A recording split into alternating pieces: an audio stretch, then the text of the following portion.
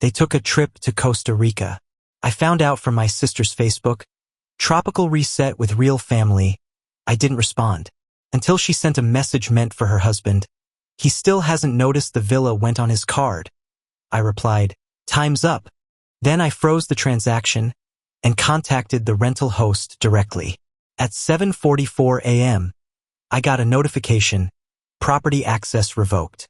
20 minutes later, my aunt texted, we're locked out with all our stuff inside. I didn't find out they went to Costa Rica until my sister posted a picture from a beachside hammock with a coconut in her hand. The caption read, tropical reset with real family. That line stayed with me longer than it should have. I scrolled past it even though my brain latched on to those last two words like a burr.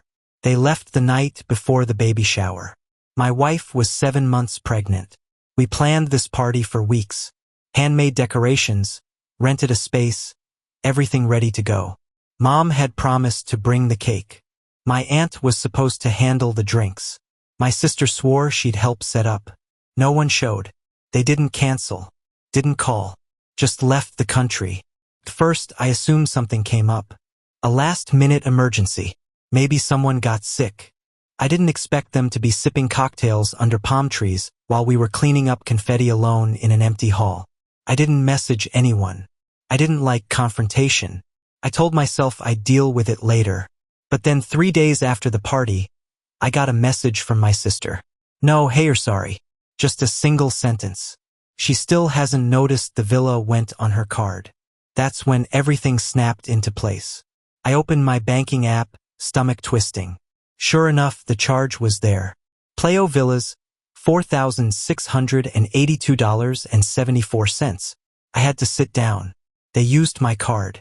The one I lent Mom months ago when she claimed her bank app was acting up. I let her use it to order a space heater or something, told her to delete it after.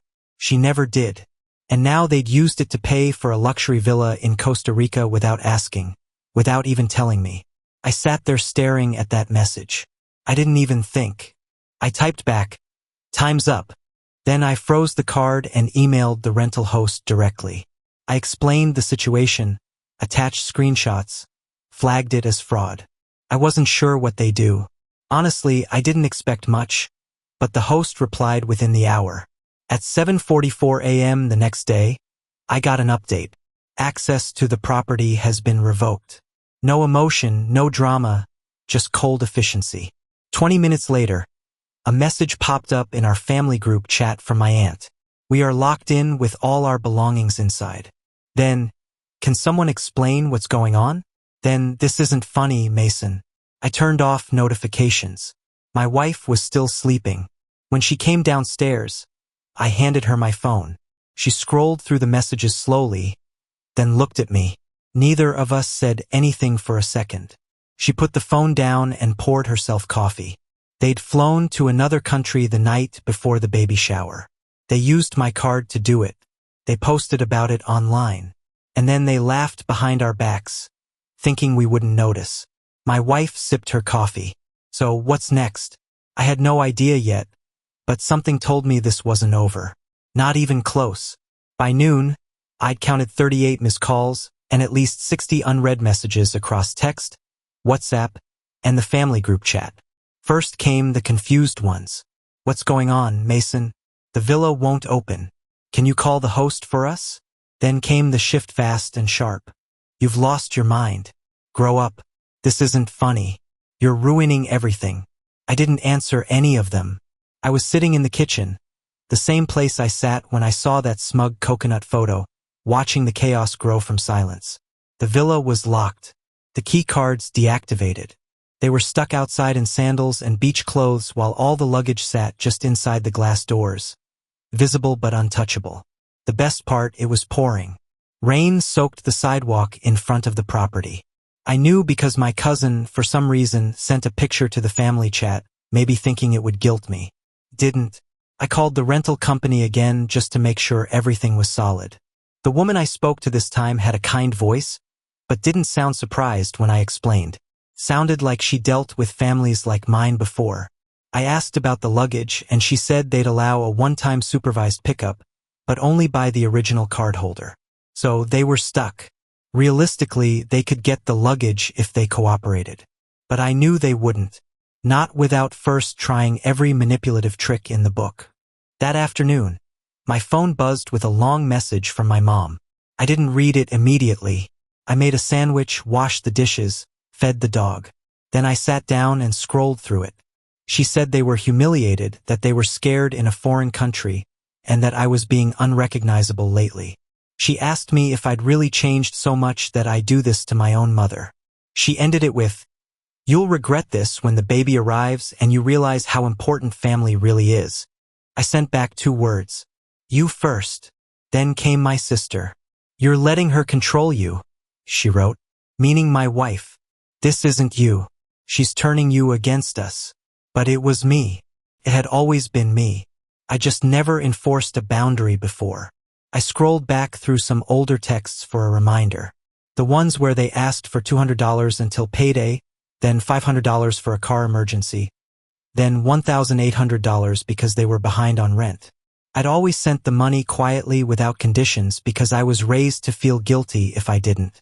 That night, my wife walked into the living room holding my wallet. "What's the plan?" I looked at her and didn't say anything. I think I was still processing just how far my family had gone.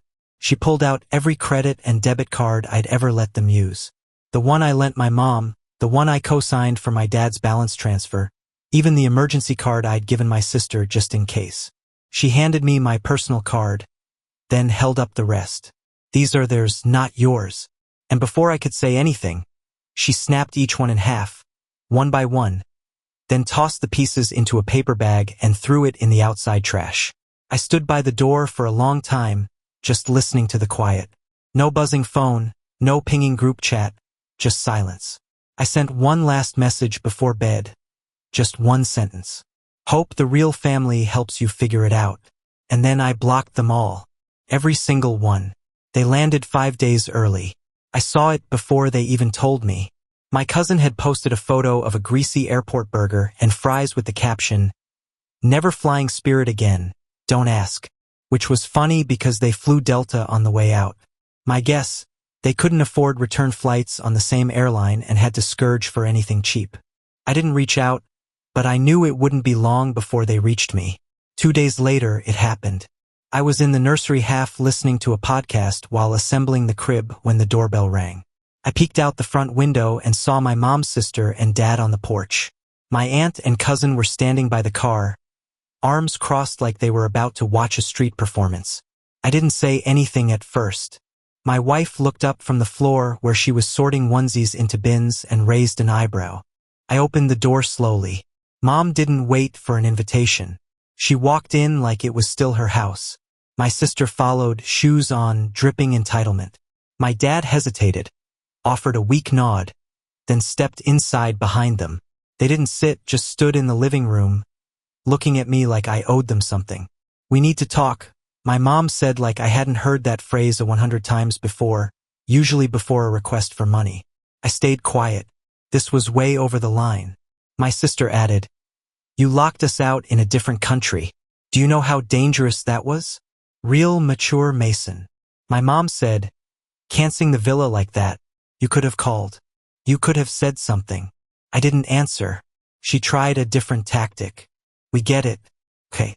You're angry, but you don't throw your family under the bus." That was rich coming from her. "You stole from me," I said. "Finally. We borrowed." She snapped back. "Don't act like you're poor." That was the problem. They thought because I had a house, a stable job, and didn't complain, I was their personal ATM. Every emergency, every overdue bill, every oops, we forgot rent again moment, they came to me. And I always paid quietly without keeping score until now. My wife stood up from the nursery doorway. She walked into the room and dropped a piece of paper on the coffee table. Neatly printed, highlighted rows. Total at the bottom, $5,412. Every single dollar they owed me from the last 4 years. She didn't say a word. "What is this?" my mom asked. "A bill," my wife replied. My sister scoffed. "This is insane. You're letting her do this to us?" I didn't respond. My mom turned back to me. You really want to talk about money now after everything we've done for you? You mean after everything I've done for you? I said, you're about to have a child. She said, do you really want to cut off your entire family right before that? I'm not cutting anyone off. I said, you did that yourselves. My wife picked up my phone and handed it to me. If they're not gone in the next 2 minutes, I'm calling the cops. That's when the yelling started. Not from me. I didn't raise my voice once. But my mom, my sister, they lost it. Accusations, guilt-tripping, even a threat to challenge me in court for emotional distress. That one actually made me laugh. Eventually, they stormed out.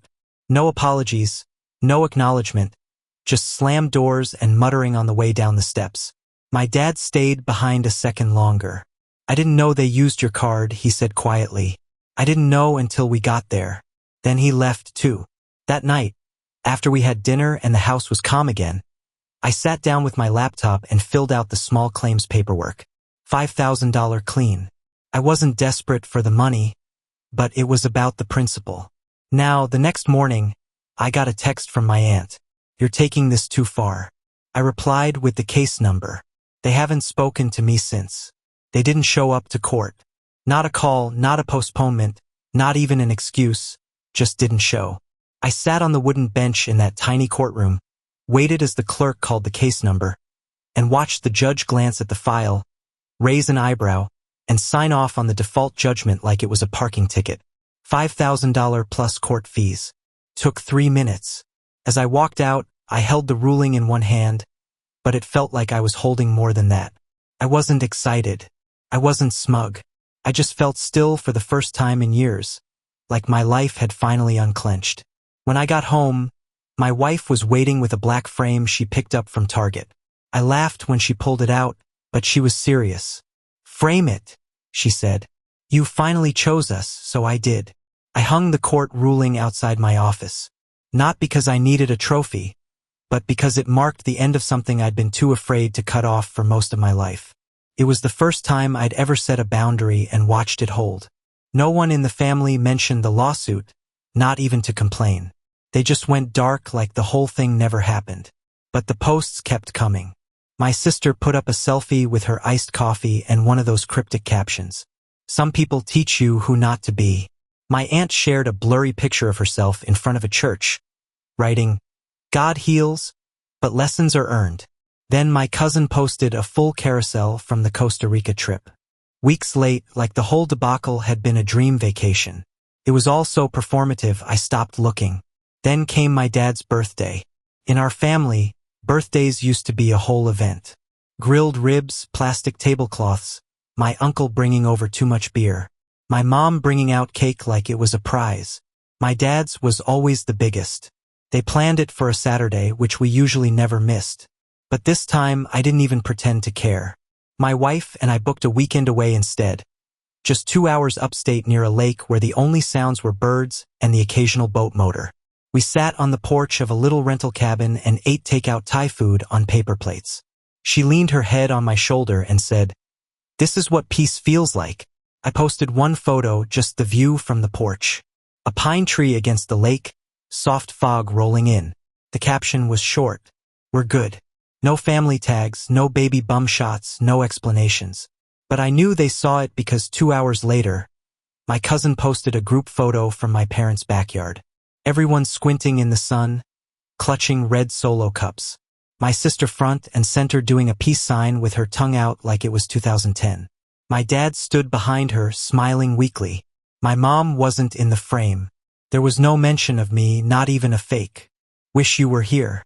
The next morning, my neighbor flagged me down while I was bringing in the recycling. Your folks were around here, she said. Drove past twice over the weekend. I think they were looking at your house. I nodded. Didn't ask for details. The drive-abys didn't stop. Once in the morning, once at night, always slow. No one came to the door. They didn't text. They didn't call. Just circled the house like sharks, pretending they weren't hunting. Then a week later, I got a letter typed. Folded perfectly. No return address. No signature. Families fight. But what you're doing isn't normal. This is punishment, not love. We forgave you when you were difficult. Now it's your turn. It's time to come home. Home? I didn't even finish reading it.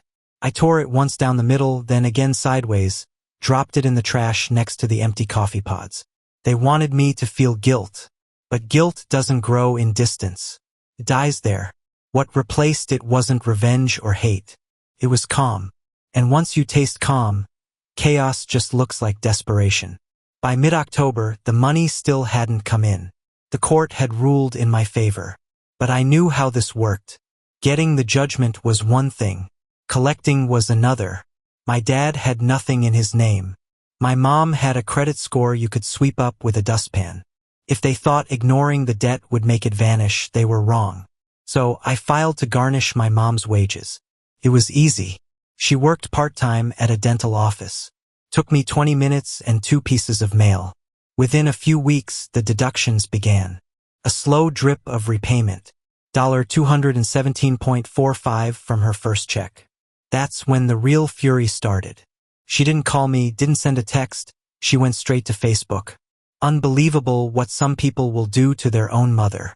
Some wounds never heal. Broken heart. There were 100 comments in 2 hours. Friends I hadn't heard from in years chimed in with, "So sorry. Stay strong. And family is everything. Keep praying." She loved the attention. Replied to every comment like she was the victim of a mugging, not a court-ordered garnishment.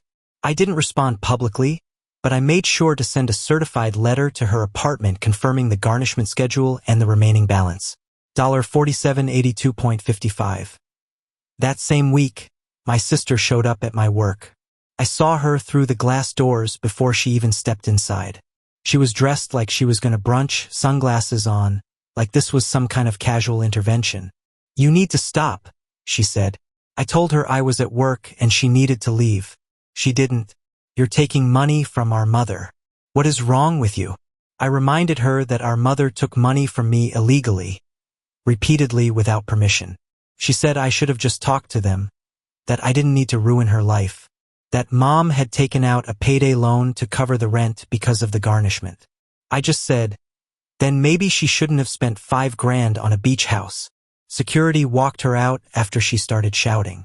My boss didn't even ask for an explanation. He just nodded at me like, "Families, huh?"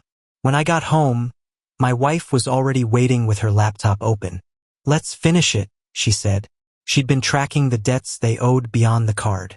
Random payments I'd forgotten. The electric bill I paid 3 winters ago.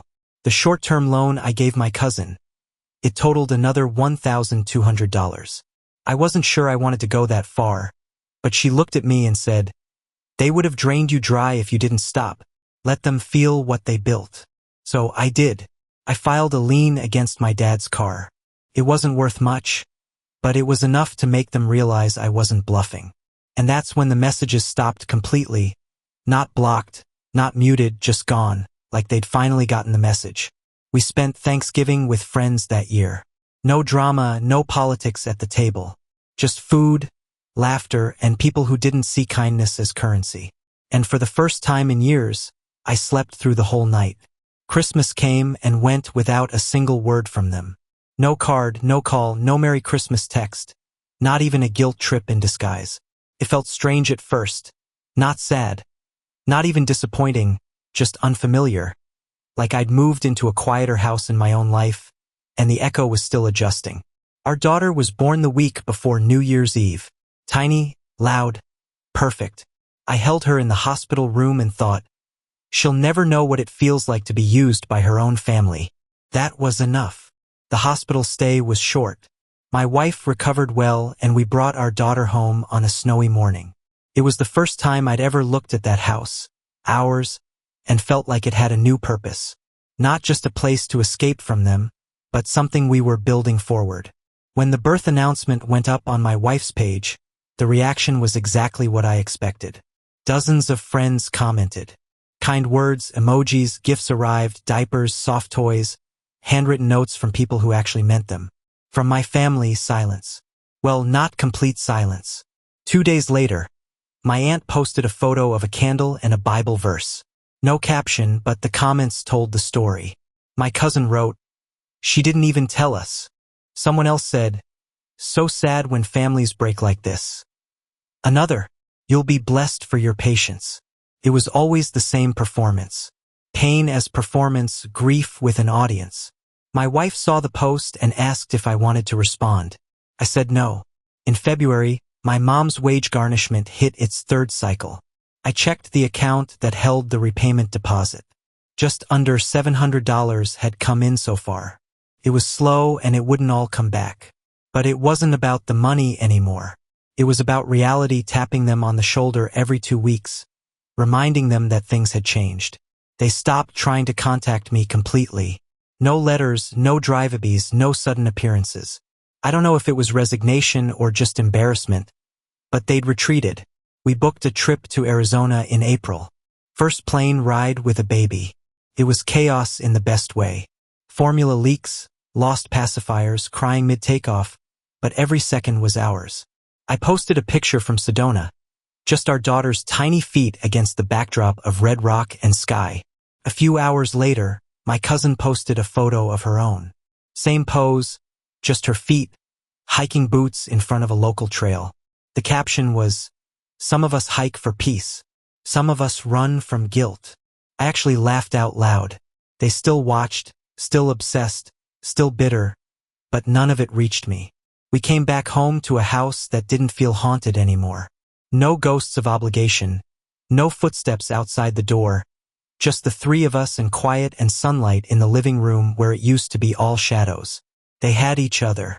All the ones who stayed behind in their drama-filled circle, feeding off each other's wounds like currency.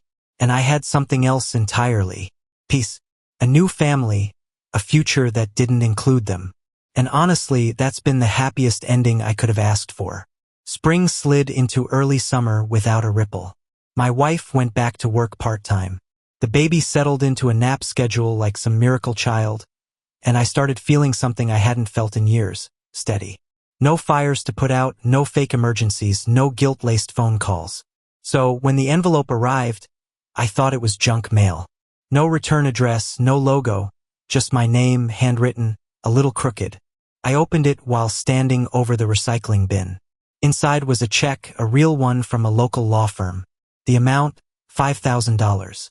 At first, I thought it was a scam.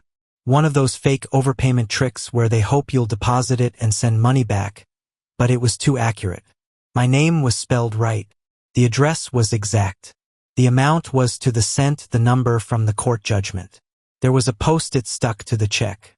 Just 4 words written in rushed, tired handwriting. "We're square. Stay gone." I read it again and again. I didn't need to guess who sent it. The law firm was legit. The account it came from belonged to a friend of my uncle's. Someone I knew they'd leaned on before, probably desperate to make this all go away. The same people who refused to show up in court, who mocked me online, who spun a whole narrative about being betrayed by blood, had just written a check to erase it. My wife didn't believe it at first. "They finally gave up," she said. Why? That was the part one couldn't figure out. Maybe they were tired. Maybe the garnishments embarrassed them. Maybe someone finally convinced them I wasn't bluffing. Or maybe, just maybe, they were scared I'd go further because I could have, and they knew it. The post-it told me everything I needed to know. They didn't want peace. They wanted silence. They wanted to make sure I never came back with another lawsuit or claim. Not because they felt sorry, but because I was unpredictable now. I stopped playing the part. I deposited the check. The next week, I took a portion of it and booked a fall trip for me, my wife, and the baby, somewhere quiet, somewhere green, a cabin with no cell signal and trails out the back door. And before I threw the post-it away, I wrote one more thing on it. Silence isn't surrender. Then I tucked it in the drawer next to the framed court ruling. Because whatever story they told themselves, they'd forget one thing. I didn't leave the family. I just stopped being their foundation.